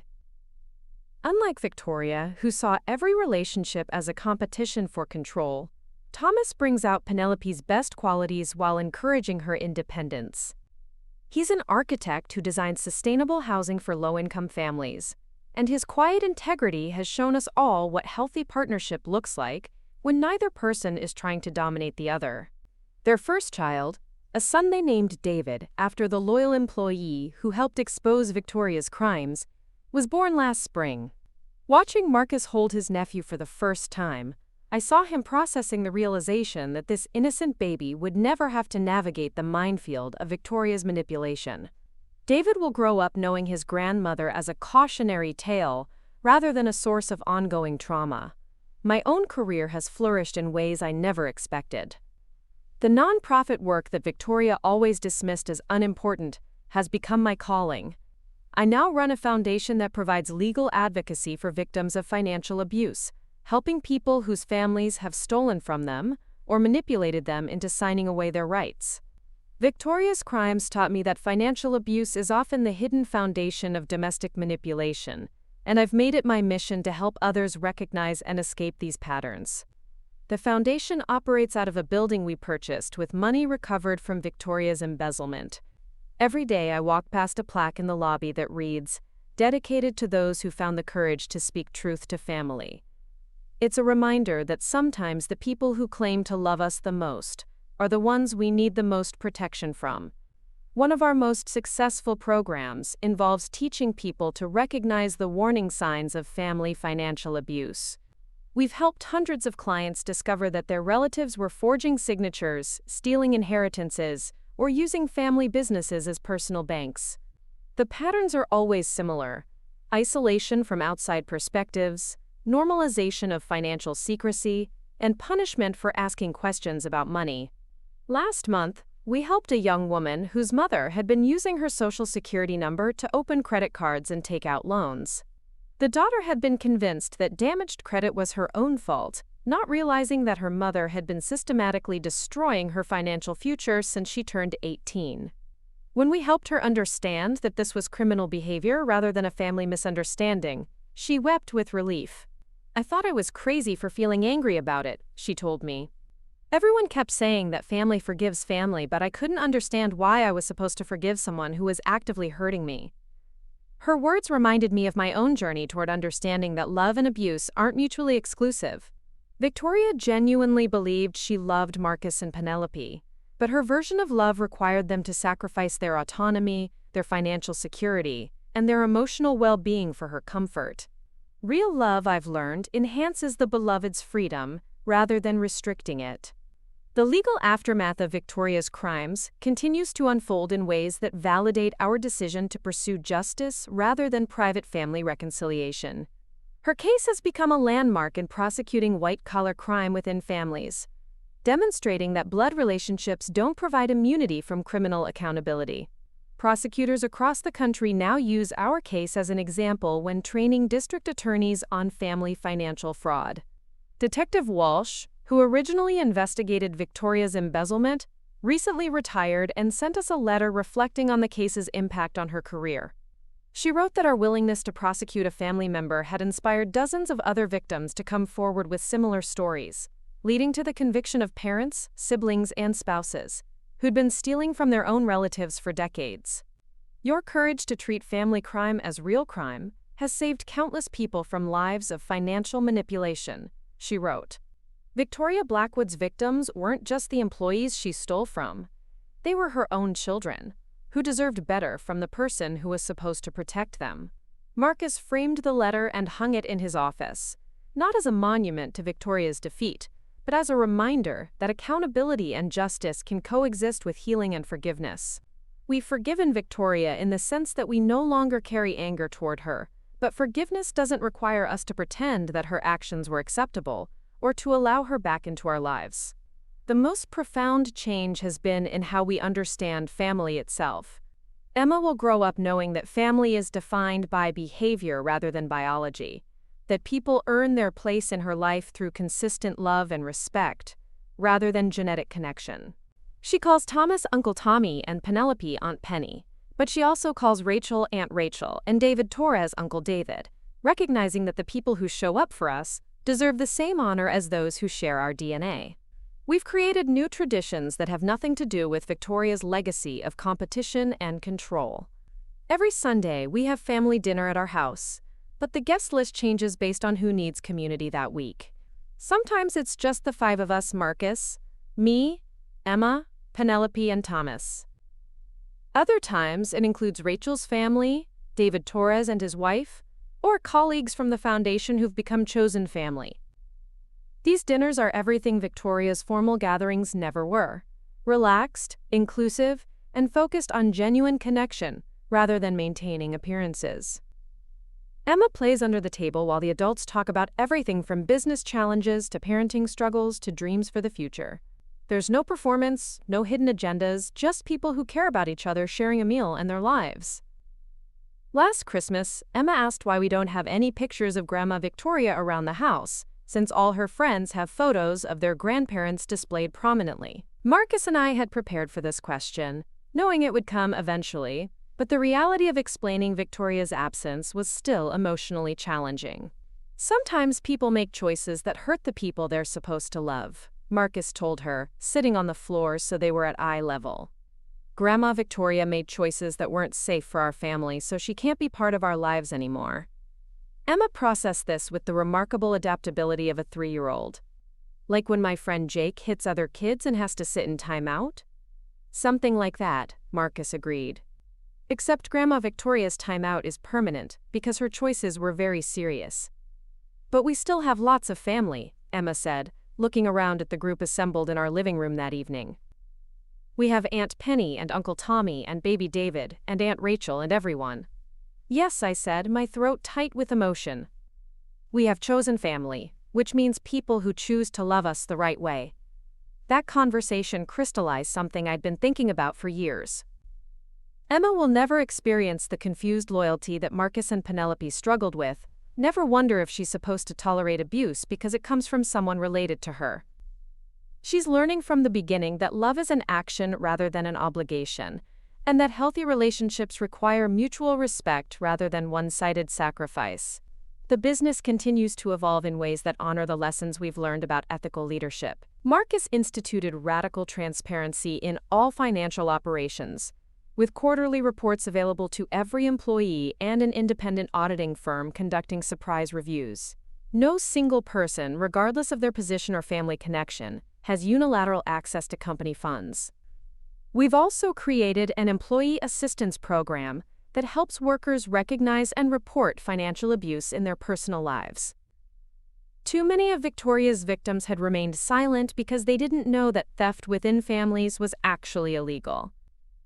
Now, Blackwood Hospitality provides free legal consultation and counseling services to any employee dealing with financial manipulation from relatives. The program has been so successful that other companies have requested our help implementing similar initiatives. Marcus now speaks at business conferences about the hidden costs of family financial abuse, explaining how employees who are being stolen from by relatives often struggle with work performance, absenteeism, and stress-related health problems. When we protect our employees from financial predators, even family members, we're not just doing the right thing morally, he tells audiences. We're making a smart business decision that improves productivity, retention, and overall workplace culture. The speaking engagements have connected us with other families who've survived similar betrayals.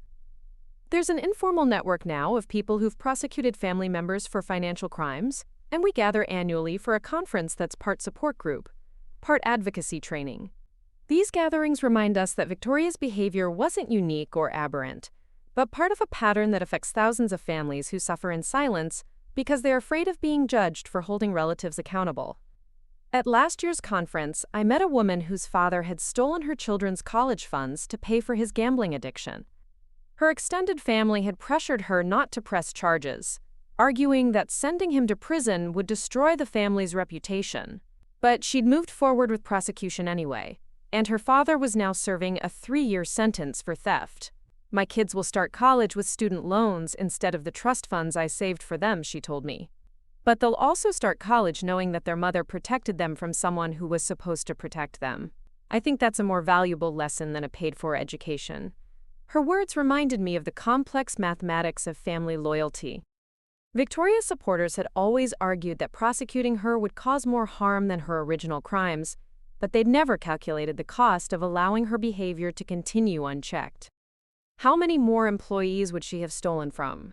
How much more psychological damage would she have inflicted on Marcus and Penelope?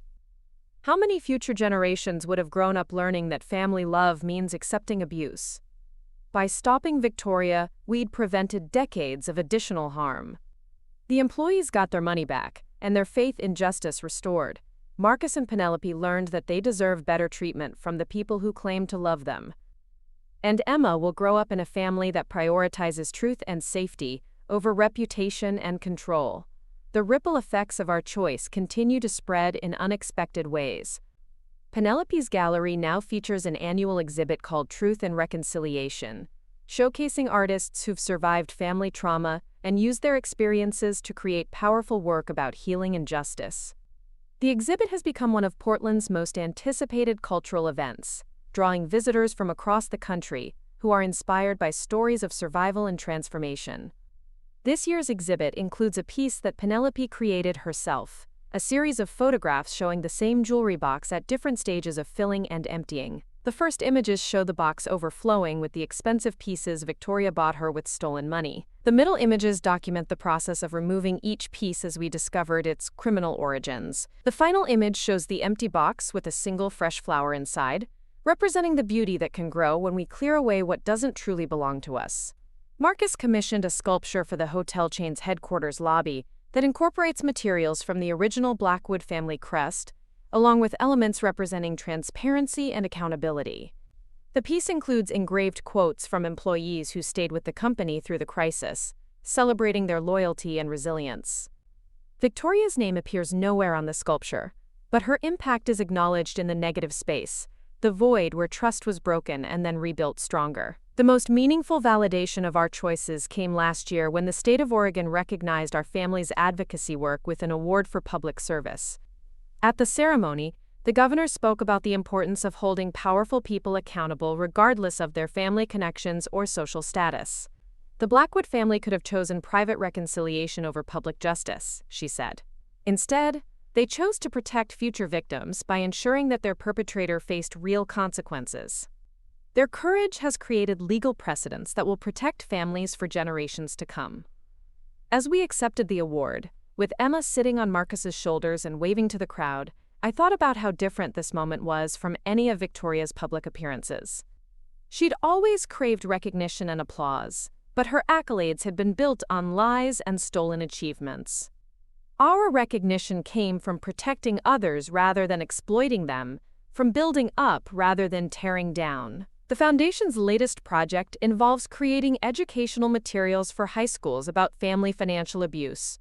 Too many young people graduate without understanding their basic rights regarding money, inheritance, and family businesses.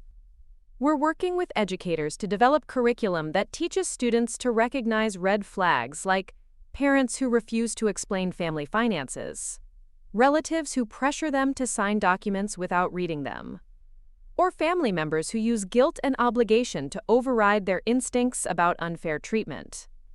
Emma often comes with me to the Foundation office, coloring at a small desk while I work with clients. Last week, she overheard me explaining to a college student why her mother's use of her Social Security number for credit cards was illegal. After the client left, Emma looked up from her artwork and asked a question that stopped me in my tracks.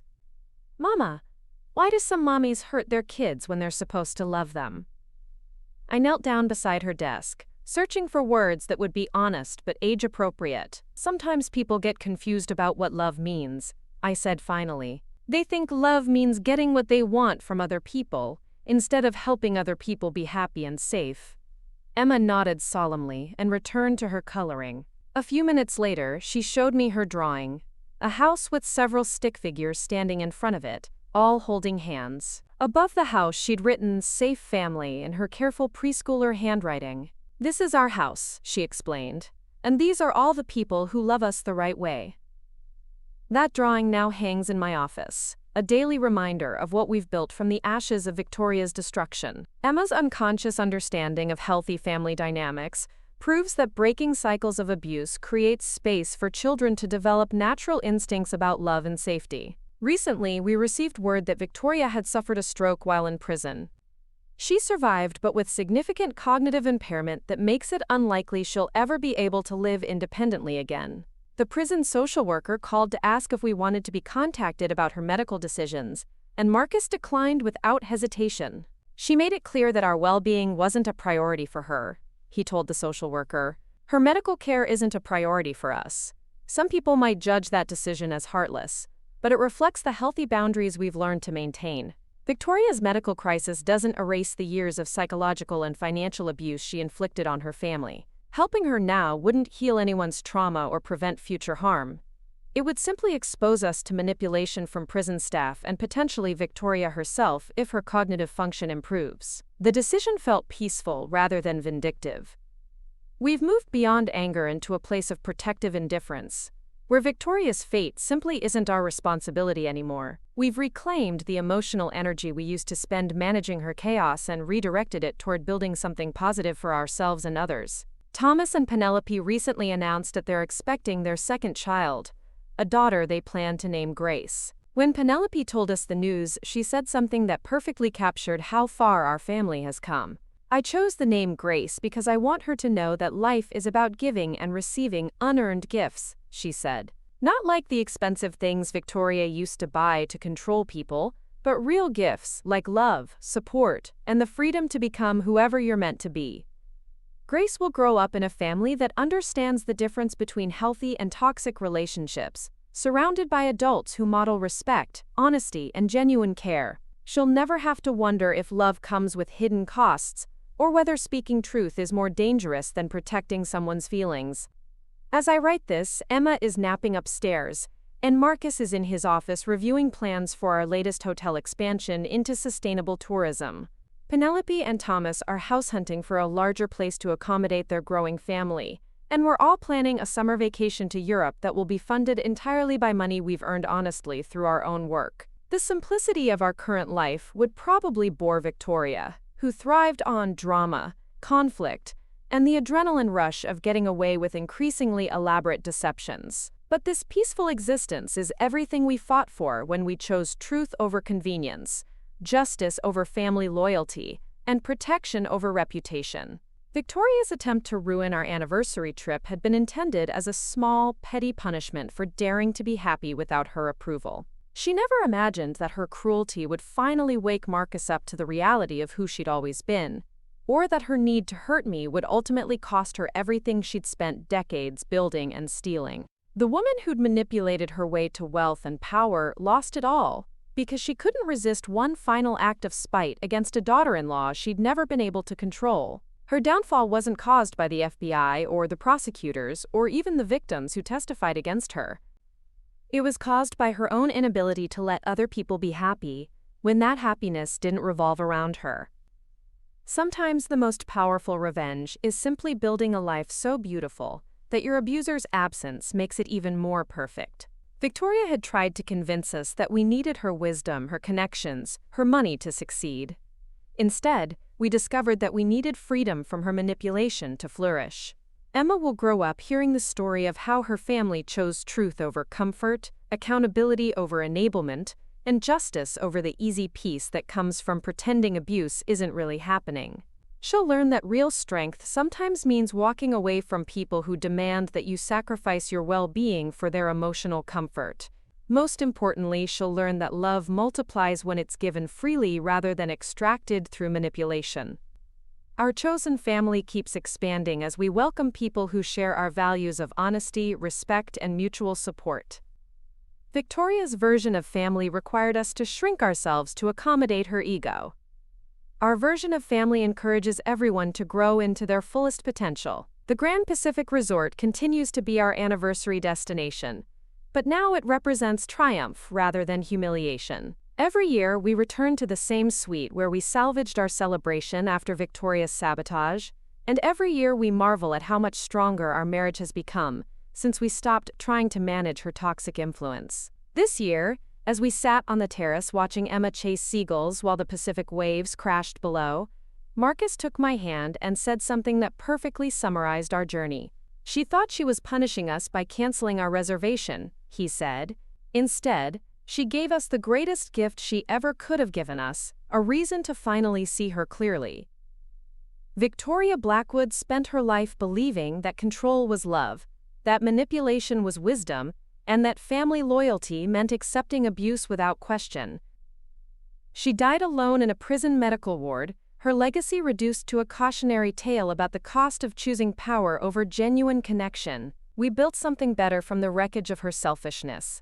A family defined by choice rather than obligation, success measured by integrity rather than wealth, and love that enhances freedom rather than restricting it. Emma and Grace will inherit this legacy of truth-telling, boundary setting, and the radical courage to protect love from people who would weaponize it.